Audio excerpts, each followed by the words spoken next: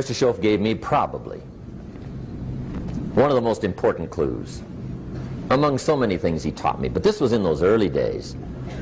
Mr. Schoaf was very kind, but he was also very abrupt.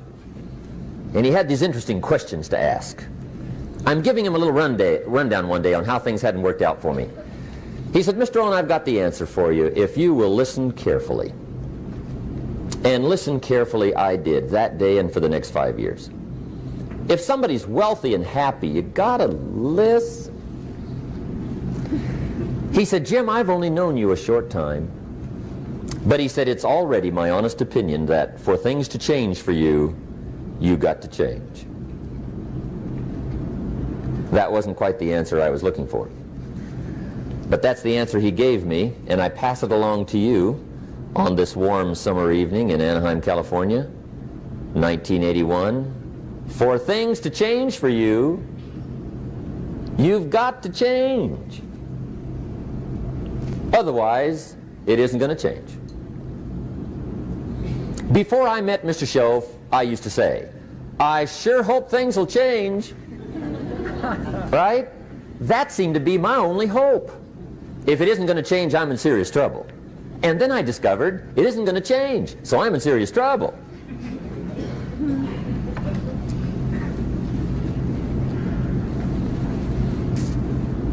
See, I can tell you what the 80s are going to be like. You have dropped into the right place. I did a seminar one time for Standard Oil executives and management in Honolulu. And we're having a conference one day around this big conference table.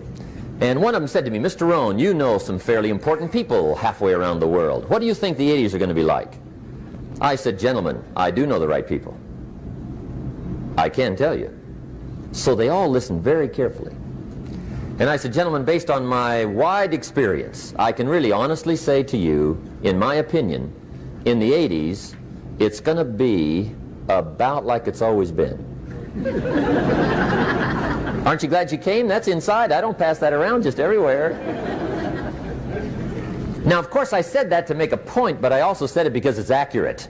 It's going to be about like it's always been. It isn't going to change. The tide comes in, and then what? It goes out. For 6,500 years that we know of, recorded history, and probably long before that. So it is not going to change. It gets light, and then what? It turns dark. 6,500 years. See, it's not likely to change. And we're not to be startled by that. And if the sun goes down, the guy says, what's happened, what's happened? It means he hasn't been here long, I guess, right? It always goes down about this time. The guy says, well, I don't like that arrangement. Well, you got to talk to somebody besides me, right? It gets light, then it turns dark. In rotation, the next season after fall is what? Winter. Pray tell, how often does winter follow fall? Every year regularly for the last 6,500 that we know of. See, it is not going to change. Now, some winters are long, and some are short, and some are hard, and some are easy, but they always come right after falls. It isn't going to change. Sometimes you can figure it out, sometimes there's no way to figure it out. Sometimes it goes well, sometimes it gets in a knot. Sometimes it sails along, sometimes it gets in reverse. See, that's not going to change. The last 6,000 years reads like this: opportunity mixed with difficulty. That's how it reads. It isn't going to change. The man says, well, if it isn't going to change, how will my life ever change? Answer, when you change. And whether I'm talking to high school kids or business executives, my message is always the same. And it goes like this: the only way it gets better for you is when you get better.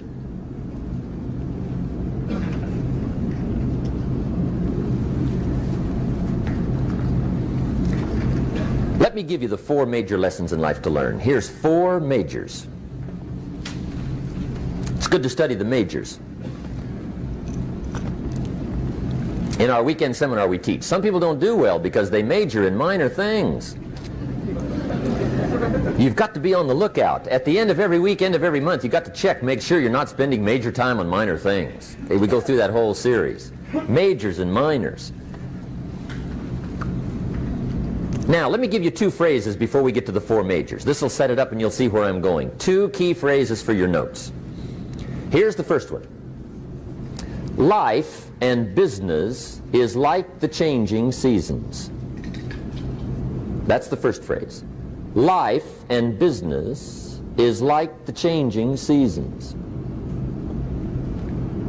One of the best ways to describe life, it's like the seasons.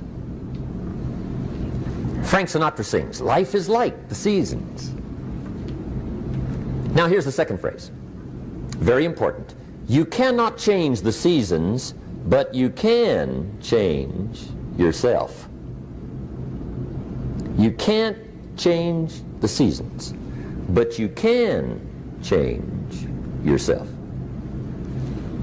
And see, that's how life gets better for you, not by chance, but by change. Now here's the four major lessons in life to learn. I've got my first book finished, came out a couple of weeks ago. This is in it, the four major lessons in life to learn. Here they are. Number one, learn how to handle the winters. That's lesson one. They come right after falls with regularity. Some are long and some are short and some are hard and some are easy, but they keep coming. You must learn to handle the nights. They come right after days. You must learn to handle difficulty. It comes right after opportunity. You must learn to handle recessions. They always follow progressions. For the last 6,000. See, it isn't going to change. The lesson you must learn is how to handle it. And there's all kinds of winters, right? The winter when you can't figure it out. The winter when it all goes smash. The winter when it turns belly up. The winter when it won't work, when you've run out of money and you've got a broken heart. See, those are winter times. There's all kinds. Economic winters, social winters, personal winters. When your heart is smashed in 1,000 pieces and the nights are unusually long, your prayers seem to go no higher than your head. It's winter time. Barbara Streisand sings, "It used to be so natural to talk about forever, but used to be's don't count anymore. They just lay on the floor till we sweep them away. You don't sing me love songs, and you don't say you need me, and you don't bring me flowers anymore." A song of winter. But see, the disappointments come. Those are normal. That's part of life. But the question is, how do you handle it? How do you handle the coming winters and the disappointments and the down times? Well, you can't get rid of January by tearing it off the calendar. But here's what you can do. You can get stronger, you can get wiser, and you can get better. The winters won't change, but you can. And that's how life changes for you. See, before I understood, when it was winter, I used to wish it was summer. I didn't understand. When it was hard, I used to wish it was easy. I didn't know. And then Mr. Schoaf gave me a part of his very unique philosophy when he said, "Don't wish it was easier, wish you were better." See, that triggered my whole life change. Don't wish for less problems, wish for more skills. Don't wish for less challenge, wish for more wisdom. That's the key. So that's lesson one, learn how to handle the winters. Here's lesson two, learn how to take advantage of the spring. That's the second one. Spring is called opportunity. And spring follows winter. What a great place for it. If you were going to put it somewhere, that'd be the place to put it, right after winter. And pray tell, how often does spring follow winter? Every year with regularity, 6,000. You can almost count on it. See, opportunity always comes. Days follow nights. Isn't that terrific? Opportunity follows difficulty. But here's what you must learn to do. Underline these two words in that key phrase. take advantage. Underline those two. You must learn to take advantage of the spring. See, just because spring rolls around is no sign you're going to look good come fall. You got to do something with it. In fact, you have to get good at one of two things in life: planting in the spring or begging in the fall. Or get somebody to do it for you. See, those are about the only alternatives. Now here's what else you must do. Take advantage of the springs quickly, because there's only a few. Just a handful of springs have been handed to each of us.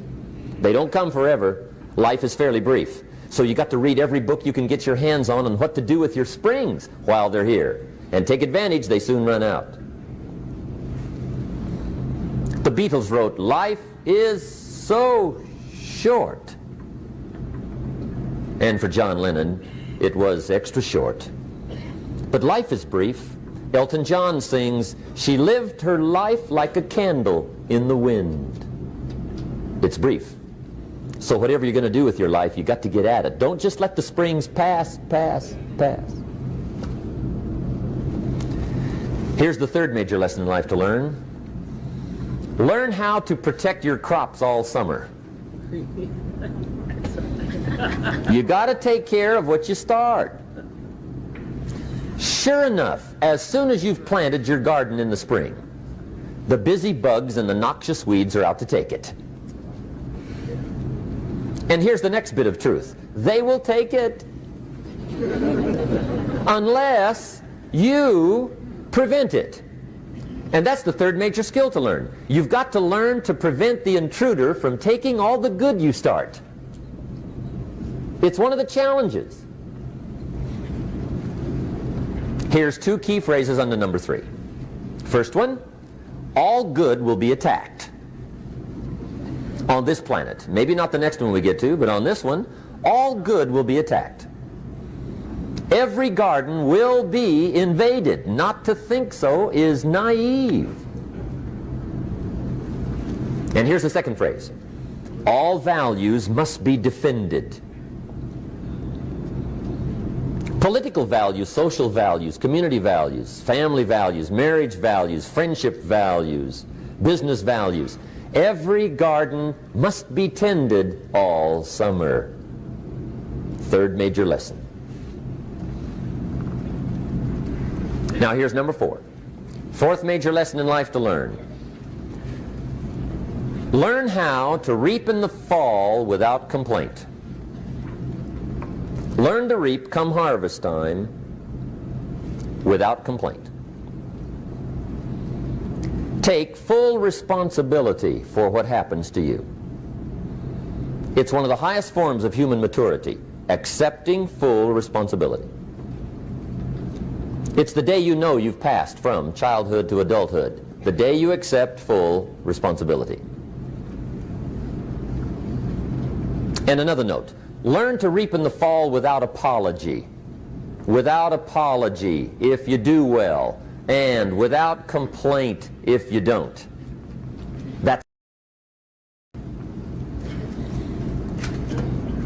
I used to have that long list of reasons why I wasn't doing well. To explain. You got to explain, right? Otherwise you're going to look bad. I used to have this funny list called Reasons for Not Looking Good.